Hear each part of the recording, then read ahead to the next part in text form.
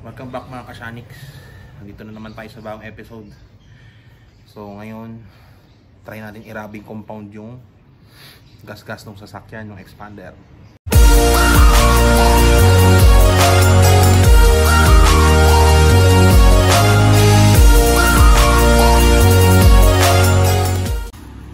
Ito yung gas-gas. Oh my goodness, medyo malalim. Ewan ko kung kaya to ng rubbing compound hanggang dito. Ayan dito, ewan ko kung kita sa video. Ayan yung gas-gas. Ito yung parang hindi kakayanin ng rubbing compound to, medyo malalim. So yun, try muna nating papakarwash ko muna para malinis siya. Tapos pagbalik natin sa bahay, yun, tsaka natin irarabing kasi malikabok siya. Grabe ang alikabok. O diba? Ayun, maalikabok si Mang Kianong. Yun ang pangalan ng kotse na to, Mang Kianong. Ay nako, alam nyo guys, masakit sa ulo magpagawa ng sasakyan. Alam nyo kung bakit? Panahon.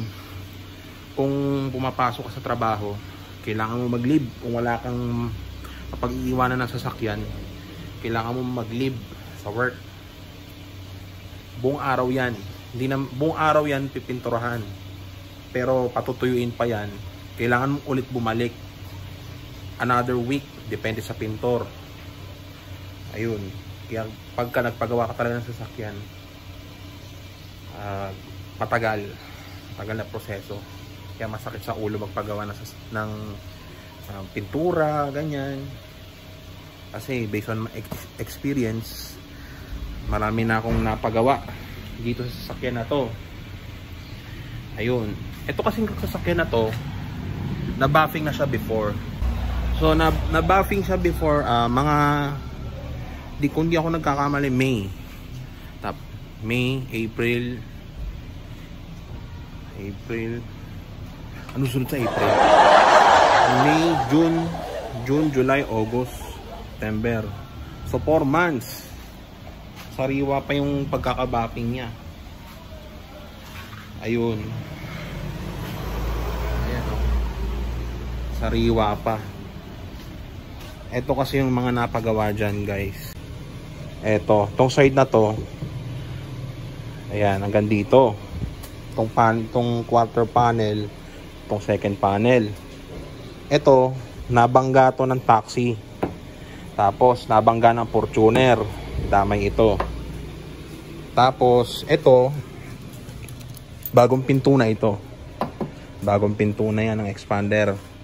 Yung original, nabangga dati. Yung pina-insurance namin sa kasa, napalitan naman to.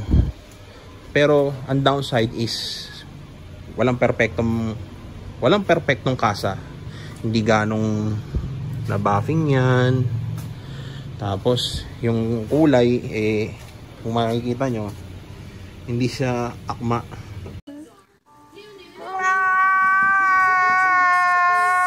Medyo dark ito. Ito yung original from planta. Ito yung gawa ng kasa. Layo, di ba? Hindi siya perfect. So, wala ako sinisisi. It's either ako or yung ate ko. Kaming dalawa lang naman gumagamit na ito. So, hindi natin masasabi kasi, di ba? Anytime magkakaroon ng problema. Anytime magkakaroon ng problema. Ayun, sabi ng parents namin, pagawa na lang. Pagdating nila, pag galing sa Amerika, pagawa na lang. Sana hindi na masundan. Ang chrome itong part na to, ayan no, parang kinalmot ng pusa. Ayan, itong part na to.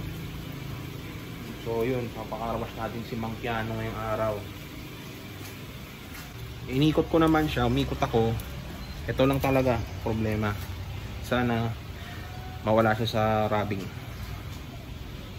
Sasabay ko na si Aling Melda. Ayan, kawawa naman eh, hanggang ano lang naman siya, hanggang doon na siya sa misimbahan, kaya ako dadaan din naman ako doon. So yun yung ating milyahe, 43,543. Medyo malapit-lapit na magpa-change oil.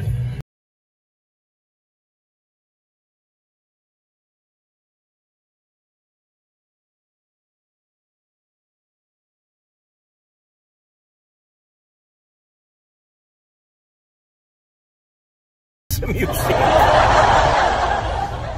Sarado dun sa unang car wash na pinuntahan ko. Unang car wash na pinuntahan ko is puno. So punta tayo sa pangalawang car wash dito. So yan na nga, umulan na. Ito pa yung susok kotse natin, no? Nililinis pa.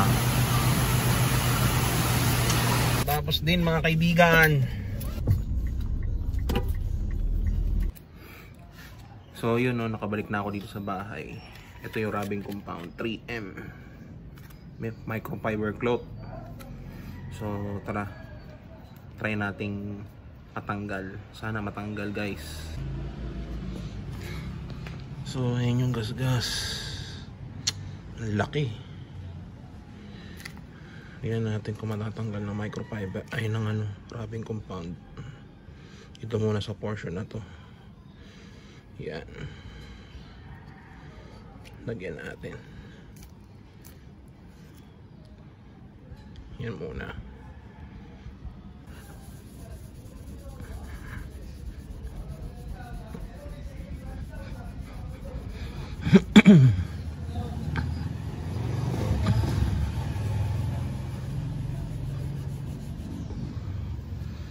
Medyo natanggal yung mga mabababaw.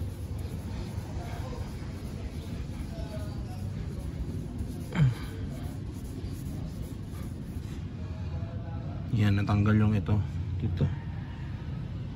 Ito naman tayo sa medyo malalim.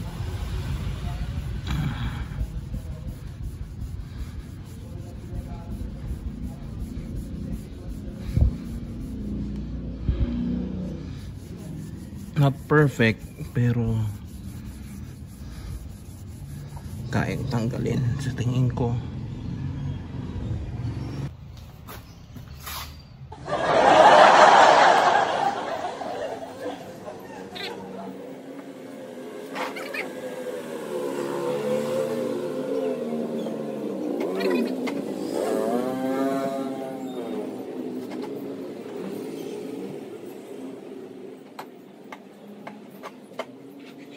Ang galing! Ang galing!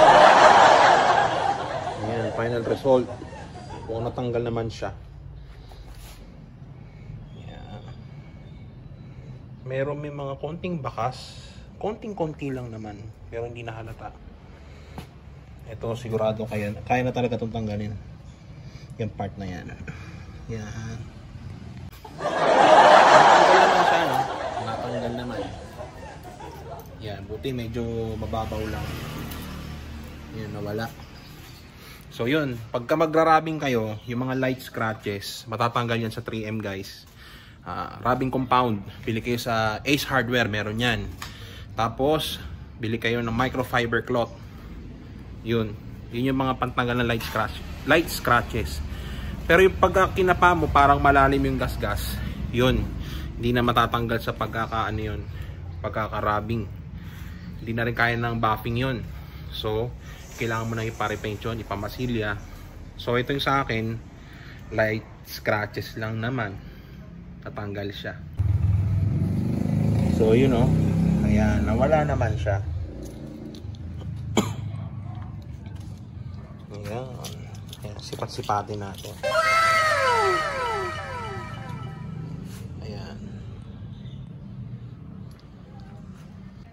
So as you can see, pinagpawisan ako, ganyan talaga. Tatsagay mo talaga yung pag-rub ng rubbing compound sa panel para mawala yung gasgas. So dito na lang nagtatapos yung ating episode ngayon. So thank you for watching. See you next time on my next episode. Thank you for watching. This is Shonix.